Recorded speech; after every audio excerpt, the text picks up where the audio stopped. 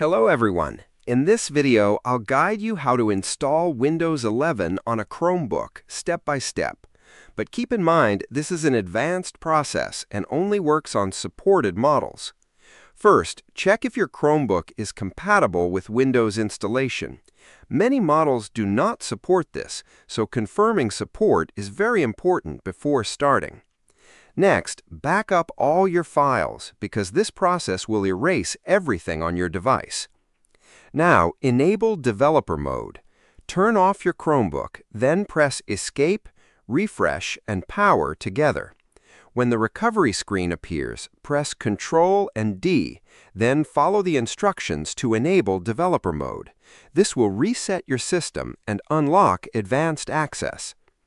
After that, you need to install custom UEFI firmware so your Chromebook can boot Windows. Open the terminal and run the required firmware script from a trusted source, then carefully follow the instructions shown on your screen. Next, create a bootable Windows 11 USB using another computer. Download the Windows 11 ISO file and use a tool like Rufus to prepare the USB drive.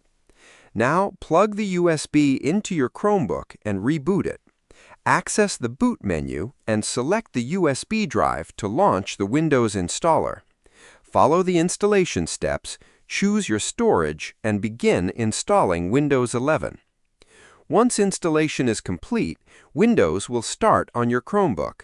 However, you may need to install drivers manually for Wi-Fi, keyboard, and trackpad to work correctly.